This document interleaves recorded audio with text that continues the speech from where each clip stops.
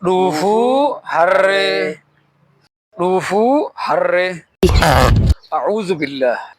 Dhufuun harreef amala xaa godhuu hin qaanfattu. Wayyoomaa wayyu hin jettu harreen naman saalfattu. Homaafuu safuun qabdu osoo nyaattu xaagooti. Hudduu ishiin guduunfattu akkamiinoo dhodhooti. Konsoo ishii argannaan ba'aa feeteen gugguufti. Qucaacee xinnoo nyaannaan utaaltee torba dhuufti. Dhufuu harreen koflanii maa koflitaree majaa osoo sitti siiqanii keessanaa olii ajaan ajooftus dhufuu harree funyaan hin qabatanii ni ajooftis jedhanii jirtuu siif hin gatanii osomaa nyaattu dhufuu osoma dhuftuu ba'aa dhufuun qeeqamuun qabdu qooduma ishiiti ta'a. Goddaa olee dhudhuufaa goddaa gadee fooqqifti qawwee fi qacceen qabdu dhufuun nama doorsisti. Haa dhuftuu dhiisi harreen maa dhufteef ittiin aarin haa qaayituu dhiisi gadheen maa qaayiteef hin abaarin akkuma harreen dhufuuf hin qaanfanne sanatti gadheenis qaaniin beektu si qaansuuf tattaafatti. Gadhee fi harreen tokko harreetti ishii fakkeessa afeerraa malee seenti ajandaa namaa keessa gadheen gadhummaa ofii martee uf cinaa keessee waa'ee kee odeessiti kan ofii gubbaa teessee. Kenna leencaa inaaftee yartuun deeroo faarfatti uudiif ixaana diddee faandoo harree aarfatti olloomaaf aaloon beektu nurratti ololuu malee hamilee namaan eegdu hamiif bololuu malee ga'een hamattuu silaa eda'uu fi baay'isu bonumaan lolaa yaaftee daayitee nama daayisisu hin jirree jireessitee jiraa jireenya dhorku dugda duubaan murattee hamiin foon namaa qorqu.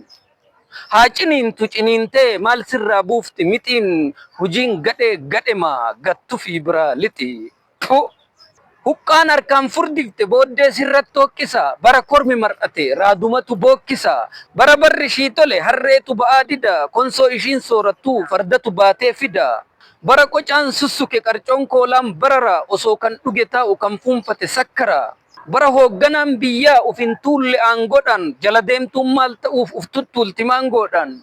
Dureeyyiif dureewwanuu waa laaltee gaduuf qabdi afuuffee kiishii fuuttaa maaliif qabaan dadhabdi. Waan goonni ijaan arge osoo abjuun argite gadheen hirribaa kaati huccuufirraa darbite. Gadheen waa jechuu malee maal jedhaa hin hubattu afaan nama gadheetiif hudduun harreen cufattu. Gaafa gadheen galgalaan kiiloo dhiiraa hubattee gorsa dhiiraa fudhatte gadaanuu bakka hin jirtu hudduun harrees cufatte. Haaroo bubokkaan samii haadheeddu jabbiin badhee haa dhuftu hudduun harree haa qaaqu afaan gadhee gaafuma rabbii argu gadheef qaboon qabanii gadheettii fuula lamaa baddeesi haa dhabanii. Gadheen namarraan dabdu sangaa ijaan marreeti dubbiin shii gatiin qabdu qixa dhufuu harreeti.